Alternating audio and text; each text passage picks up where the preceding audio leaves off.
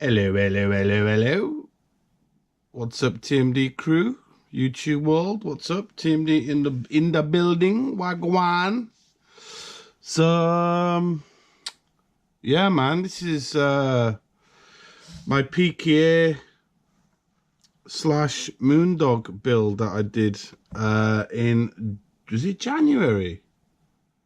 Can't be. I've been checking my iMovie files and checking the dates. I think this was back end of January, February, maybe sometime like that. And it's taken a while for me to post this online, especially on YouTube. It's been on my Instagram and it's been on my Facebook group. And yeah, I've thoroughly enjoyed this build, man. I did such a cool job on the diorama. I'm really pleased with the diorama. Big shout going out to Luke Apps from England, who I've been watching quite a lot of his videos. Check him out. He's also got his own diorama material company now at Geek Gaming. But check him out, Luke Apps, man, on YouTube. Nice guy. So I'm just going to quickly talk about this and in how I did it. There's some actual footage or media that I've trying to find and I can't find it, and it's mainly to do with the diorama. I can't find the images for it, so I'm really sorry about that. So obviously, as you can see, this is by a Japanese sculptor. It's quite a rare find, is that. I know at Yellow Submarine they sell these, or used to. I actually sold two of mine to Scott Reynolds and Sen Lim out in Malaysia, and Scott's from the UK. It's a lovely, it's a full resin kit, and it's quite easy to put together. The only issue that I had, unfortunately, was putting this bloody canopy on, and also there was some resin warpage going on at the back. As you see in my videos, I'll discuss that, but it is manageable. You can actually fix it. It's not that hard. The Moondog is from a company called WHP out in South Korea, Workers Holiday Project, guy called Yun. I wanted this diorama to be called Man's Best Friend, because these two are on a mission to find an unexploded bomb, which is here. This is actually from I don't know how to explain this. It's from what is it? It's from an LED light that I got at Daiso, and I saw it. I thought, oh wow, that looks like a missile or something. So I 100 yen for that. And I've actually kept all the components like the switches and batteries and stuff for later use. So it was pretty cool. I kind of messed up with the wiring. That wiring needs to be cut down short. This is a bit too long. I can fix that. I'll just pop out. That's going around the back. Get that in camera in shot. I've also got the Safster video to do soon as well, later on tonight. I've been waiting for stuff to dry. Now, in terms of the diorama, I used a wooden base, and I used the white styrene foam that you get, like, you know, when you buy a new TV or something like that. And then I actually made, for the first time ever, my own tree, which is very easy actually. Again, I was watching Luke's videos on how to make trees. Some bits need trimming off, like this bit here was coming off here. I haven't fully finished this. It needs a little bit more work, but I really enjoyed learning how to make trees. It's very simple actually. It just takes a lot of time to do. And the rock at the back, zoom that in a little bit more. The rocks at the back are just normal styrene, and obviously the ground cover covered in, I actually used grouting cement for this and then covered it with some paper mache actually, and then I added rocks and stuff like that, small pebbles and rocks and stuff like that, you know what I mean. Let it dry, then added my browns, my washes, my everything else, highlighted the rocks and stuff like that, and added little tufts and dry composite like leaves and stuff like that. So yeah, it was good. First time I've kind of done a diorama like this. This helmet actually pops off. It's a little Doberman there, can you see? So yeah, it's fun. And then for the top, for a flock of foliage, see that needs gluing down. It's not adhering to. I need to blast it with some more glue, but be very careful.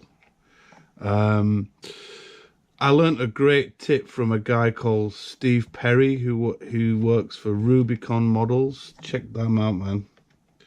Put that bloody helmet on.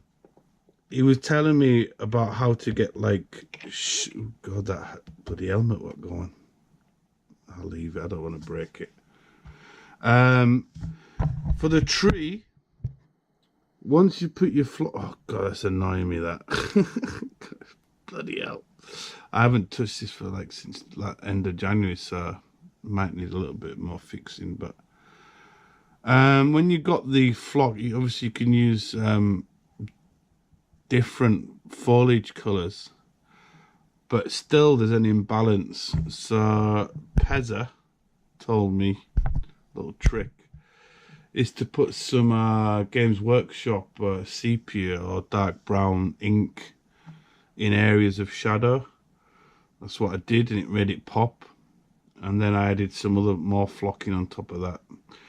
The only issue that I have with this is that I used, for the highlights, was I used a yellowy kind of colour, and it was the wrong colour. I should have used more of a green colour, but anyway, you learn by your mistakes.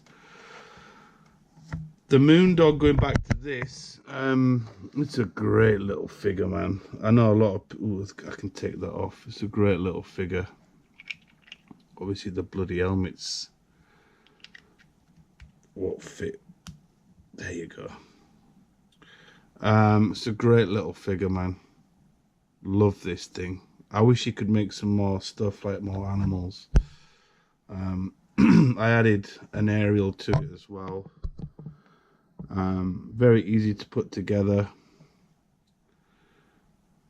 You know what I mean? I added a tail to it, an aerial. Yun laughed at that.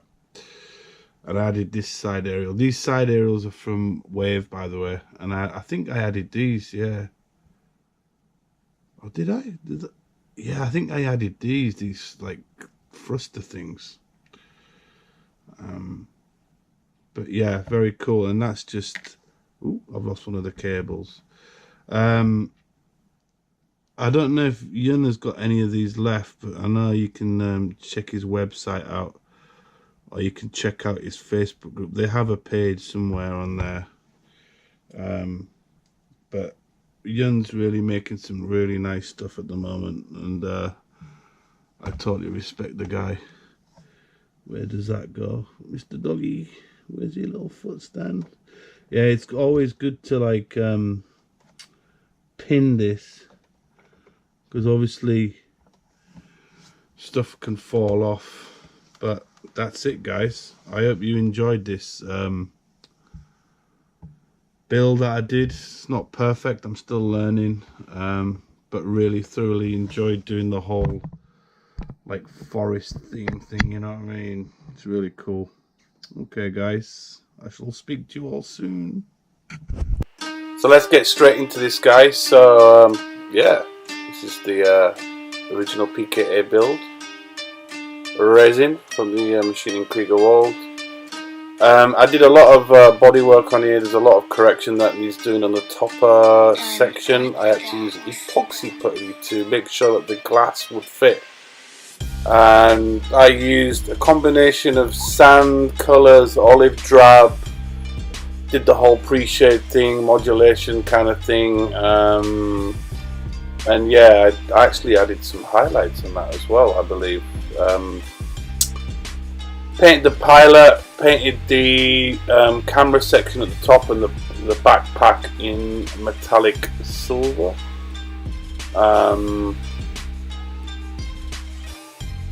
And as you can see here, I was adding more tones to the face as well.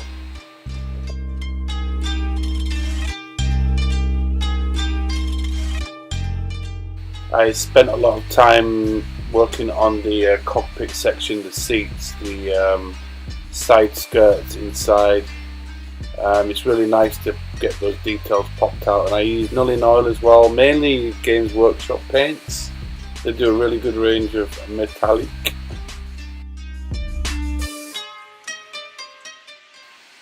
Unfortunately, this kit doesn't come with decals, so I just used all the decals from my spare Ma.k builds. As you guys well know, if you built Ma.k, you always get a lot of spares with the kit. Yeah guys, just make sure that when you're putting this kit together, be careful with the front canopy. It's really tricky, but on my canopy version I use Mr. Hobby Clear Orange, and I used the orange as well on the side skirts, but man, it was a nightmare trying to fit that properly. It is vacuum pressed, I believe. You can see there's a little bit of a gap on there. I added a little green kind of lens that I glued on, and the weathering, just did my normal stuff. Used the Ma.k chipping colour, and just use filter washes from Mr. Hobby and oils and stuff like that.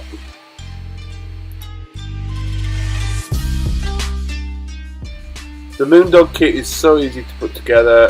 The resin, how it fits, there are no errors whatsoever. I had a really fun time painting this dog kit, the Moondog. I use kind of like military olive drab colours, just put the infamous like orange stripes, yellow stripes, that kind of vibe I wanted on the kit. It is a Doberman. Top glossed it, weathered it with again Mr. Weathering colour, chipped it, you know, did all those basic weathering techniques, nothing too crazy. For the helmet, again, I used orange clear, and I actually used for the first time, believe it or not, Alclad. I love that stuff, man. Alclad's so cool. I wanted a very kind of like shiny helmet, kind of, you know, like old school 60s, 70s kind of sci-fi look to it.